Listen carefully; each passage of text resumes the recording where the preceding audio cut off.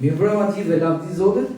Jam i njohur Zotit që jemi të gjithë bashkë, edhe jemi këtu për të adhuruar emrin e Zotit, jemi këtu për të lutur dhe për të parë lavdinë e Zotit të shfaqet në jetën tonë.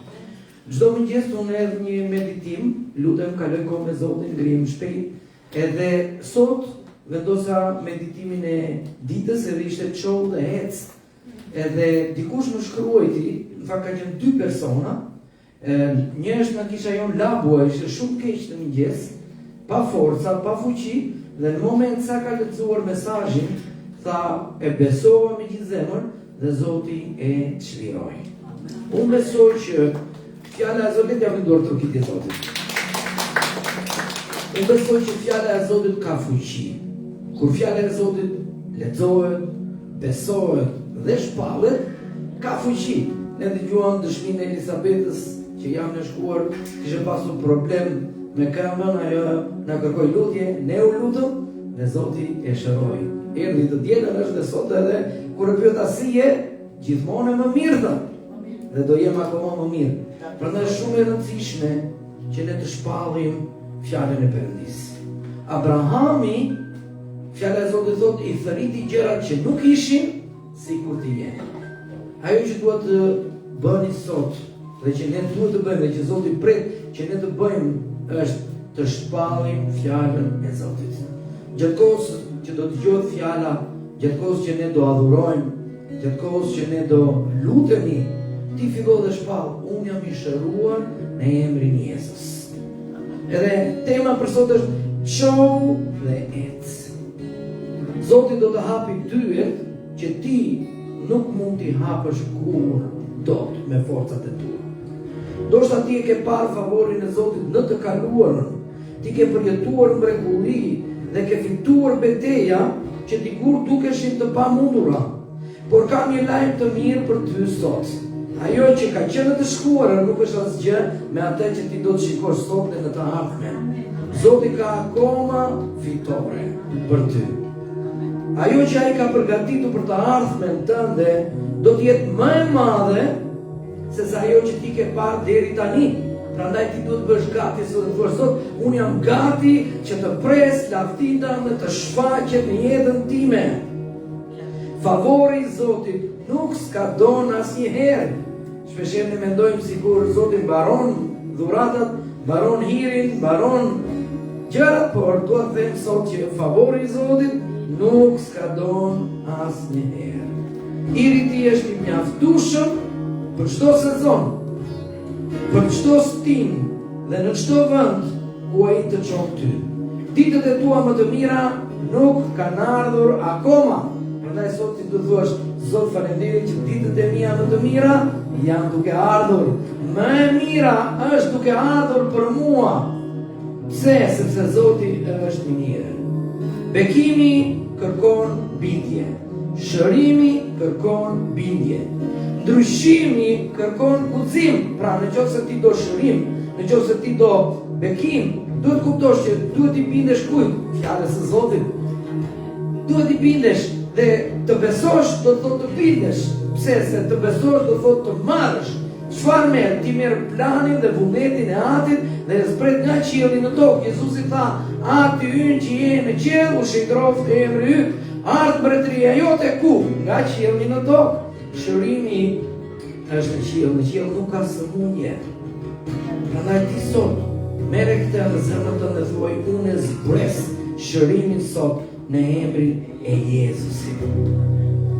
Mrekullia kërkon që ti të bësh një hap besimi. Tek Ungjilli i Gjonit kapitulli 5, Jezusi afrohet tek pellgu i Betesdës. Pra kishte një pellg atje që quhej pellgu i Betesdës. Por ai aty takon një burr që kishte 38 vjet që dërgjej i sëmur. Dhe ai kishte qëndruar pranë këtij pellgu duke pritur që të shërojë. Pse? Sepse një herë në vit një angjëll i Zotit zbriste nga qielli, lëvizte pellgun dhe kush hynte i pari, shëroi. Por ne duhet të kuptojmë që ne nuk jetojmë më në epokën e vjatës së vjetër. Ne jetojmë në epokën e vjatës së re. Që Jezusi ka zbritur tashmë nga qielli Dhe nuk ka nevojë që të lëvizin ujërat, sepse ai lëvizi një herë për gjithmonë. Dhe Jezusi ju afrua dhe i bëri një pyetje. Ai thotë Kuri, a do ti që të shërohesh? Kjo duket një pyetje e thjeshtë. Përgjigjja mund ishte, po duhet të shërohem. Por ky burri i foli për dëshirën e tij. I foli për pengesat e tij. Unë nuk kam njeri që të më shtyj dhe të më fusi në pellg, tha ky burri. Shikoni, Jezusi e pyet dhe i thot, a do të shërohesh? Ai tregon problemin, nuk i tregon, i thot, po zot, unë dua të shërohem. Dhe shpeshherë kur Jezusi t'i qastet dhe të afrohet dhe thot, a do të shërohesh? Ne fillojmë t'i listojmë atij 1000 probleme. Dhe këtë bëri ky burr. Ky po i listonte Zotit Jezus që unë nuk kam njeri. Ti mund të ndodhesh në Tiranë, dhe Tirana është si ky pellgu i Siloamit, edhe ti thua, o Zot, po unë s'kam njeri, kush do më ndihmoj? Jezusi vjen dhe afrohet, thot, unë të ndihmoj. Ti thua, unë nuk kam njeri, kush të ndihmoj? Prandaj sot dua që ju të fokusoheni te Zoti. Zoti është ndihmuesi im, Zoti është shëruesi im, Zoti është ai që më bekon, Zoti është ai që më kap nga dora e djathtë dhe më ngre lart. Zoti është ai që i kthen situatat e mia në favorin tim. Zoti më jep sukses. Prandaj shumë e rëndësishme. Pas 38 vitesh që ky kishte jetuar në këtë sëmundje, ai ishte mësuar të jetonte me këto situate. Pellgu ishte bërë rutina e tij. Pritja ishte bërë normalitet për ta. Justifikimi ishte bërë mënyra se si ai mund të shpjegonte pamundësitë dhe mosbesimin e tij. Shpeshherë ne përpiqemi të justifikojmë Zotit mosbesimin ton. Zoti vjen dhe thot, a do të bekohesh, a do të çlirohesh, a do të kesh sukses? Ne fillojmë dhe tregojmë 1000 arsye, s'kam të asnjëta. Sot takohem me Zotin. Arsyeja pse vim ne në kish nuk është thjesht të ndjekim njerit, nuk është që të takohemi me pastorin, as me njeri tjetër. Vim këtu të takohemi me Jezusin. Ti je këtu sot i thuar, Zot, unë dua të takohem me ty. Ti je këtu ti thuar, Zot, po unë dua të shërohem, po unë dua të bekohem, po unë dua të çlirohem. Zot, më beko mua, vendose dorën tënde mbi mua. Dhe fjala e Zotit thotë që një prekje nga dora e Zotit e transformon komplet jetën tonë.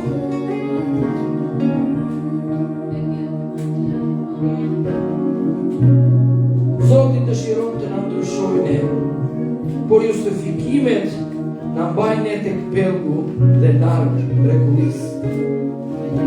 Ndoshta ti ke thënë, nuk kam njerëzit e dur, nuk kam mundësi, unë nuk kam paratë e dura, nuk jam mjaftueshëm i haft, edhe nuk di si ta bëj. Por Zoti po të pyet sot, a do të bekohesh? A do që të shërohesh? Zoti nuk po kërkon që ti ta bësh vetë. Ai po kërkon që ti ta besosh. Ai ka mbaruar punët e tij në kryq. Por ai po pret që ti dhe unë ti besojmë atij. Kur Jezusi thot çou, kur ai të thot ec, fillon të ecësh. Kur ai të hap një derë, fillon të kalosh përmes saj. Kur ai të kërkoj që ti të bësh një hap besimi, kudo. Perëndia dëshiron të japë mrekullinë ty sot. Mrekullia mund mos vi në mënyrën se si ti e ke imagjinuar, mund mos vi përmes personit që ti ke pritur. Shpesh ne mendojmë që do më ndihmoj filani ose filanka. Por Zoti përdor njerëz krejt ndryshe. Pse? Se nuk do që ne të varemi nga njerëzit, ai do që ne të varemi nga fuqia e tij.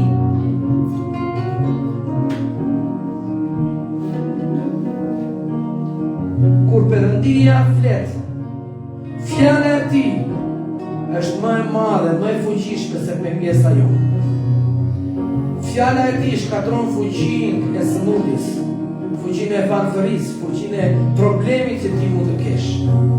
Mos qëndro te pellgu. Mos u kap pas justifikimeve të tua. Mos jeto me fitoret e vjetra. Mos lejo që dështimet e të kalues të përcaktojnë të ardhmen tënde. Guxo të besosh përsëri, guxo të ngrihesh, guxo të ecësh përpara, guxo të presësh mrekullinë në jetën tënde nga sot e tutje.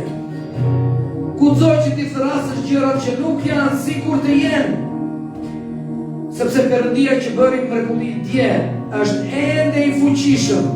Mund të bëjë mrekulli sot, ai mund të bëjë mrekulli edhe nesër. Koha që ti të ngrihesh dhe të ecësh përpara ka ardhur. Mos qëndro tek pellgu. Qofu dhe ec në bekimet që Perëndia ka përgatitur për ty. Ndërsa ne do adhurojmë, ndërsa do lutemi, sot unë besoj që atmosfera frymore është e tillë që ti të flasësh gjërat që nuk i ke ti kesh. Që ti të flasësh, unë kam bekim në emrin Jezus, unë kam shërim në emrin Jezus. Në qoftë se s'ke marrëdhënie të mira me djalin, me vajzën, thuaj unë i marr sot në emrin të Jezusit. Në qoftë se s'ke pasur sukses në punë, në biznes, thuaj unë i marr sot në emrin të Jezusit. Unë kam bollëkun e qiellit në emrin e Jezusit. Zoti po hap dyert të reja. Ai po më ngre mua në nivele të reja. Le të qohemi të adhurojmë Zotin, edhe le të shpallim bekimin e tij. Le të adhurojmë Zotin.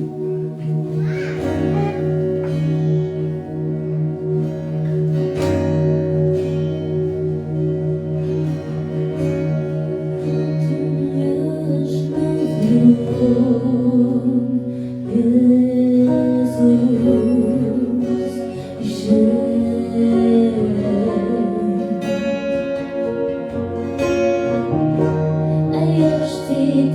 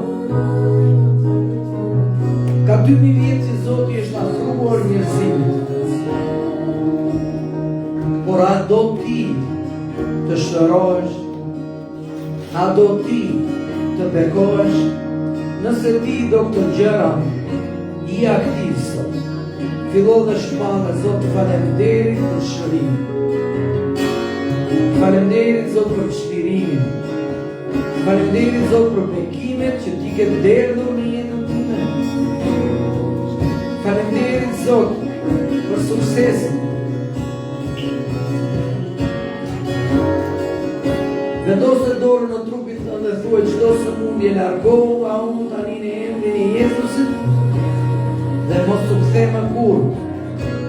Ti nuk ke vend në jetën time. Unë jam i shëruar. Halleluja. Jepja librin e jetës tënde Zotit. Dërsa ti ja ofron jetën tënde Zotit, ai e merr dhe shkruan një histori të re, një histori bekimi, histori shërimi, suksesi, shkirimi, histori begatie. Zoti bekon në çdo fushë të jetës tënde sot. Zoti thrasin që ti do ta mbushësh të kish plot. Plot me të rinj, me të reja, plot me fëmijë, me burra, me gra, me familje. Plot në emër të Jezusit. Ti do na sigurosh në një vend në emrin tënd të shenjtë. Ti do sigurosh punë për ata që nuk kanë punë, Zot. Ti do sigurosh qërim të biznesit për ata që janë të marrë me biznes.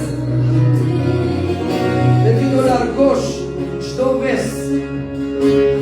Në emër të Jezusit ne thyem fuqinë e vesit. Ne shpalim sotirin.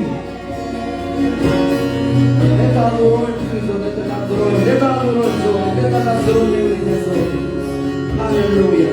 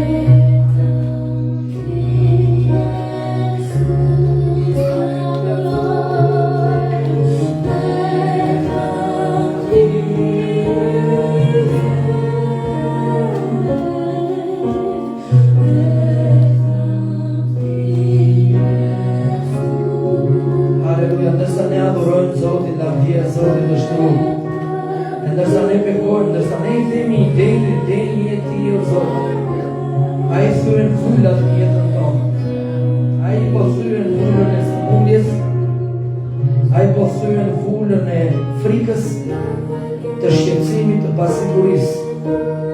Dhe ai po vendos shpresë. Ai po vendos dashuri. Në emrin e Jezus. Thuaj Zotit, Zot, merre librin e jetës time. Nuk ka rëndësi si ka qenë libri historisë tënde deri tani. Rëndësi ka nga sot e tutje. Zoti po shkruan një libër të ri, një histori të re.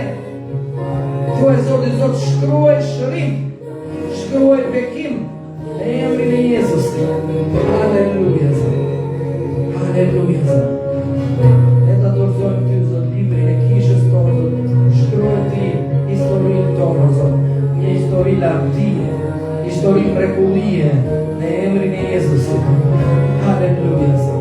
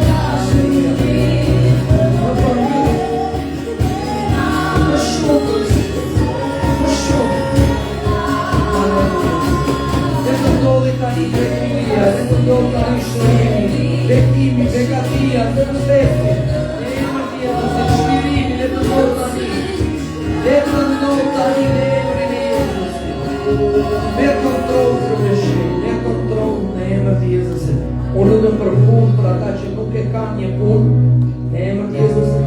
Dhe lutem për sukses për ata që kanë punë.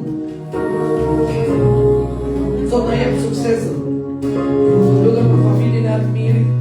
Le të shtrënguar drejt Admirit, le të bekuar më ata. Ata merren me biznes. Dhe shkojmë që biznesi i tyre të jetë i bekuar, Zot, deri në bekimin tënd, Zot, edhe bëj Zot në emrin e Jezusit që klientat të vinë dhe të blejnë tek ata. Zot, jepi sukses në emër të Jezusit. Bekoje familjen. Lutem që gjaku i Jezusit të mbrojë ju. Lutem që dora e Zotit të me ju dhe të zgjerojë kufijt tuaj në emër të Jezusit. Halleluja. Halleluja. Elia prime shenjë. Manifesto la vita del Zot. Manifesto presenza del Zot.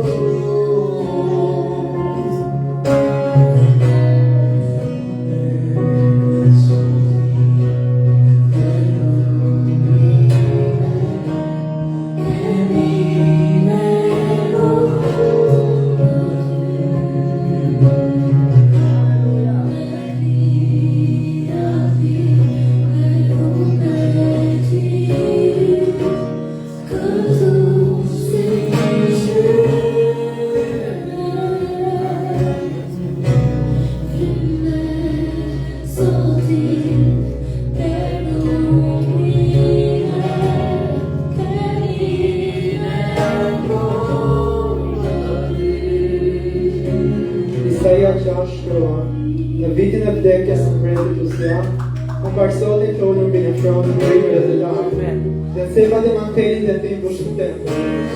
Mbi tënë ishin serafinët, secili prej tyre kishte 6 krahë, me 2 mbulonte fytyrën, me 2 të tjerë këmbët dhe me 2 fluturonte.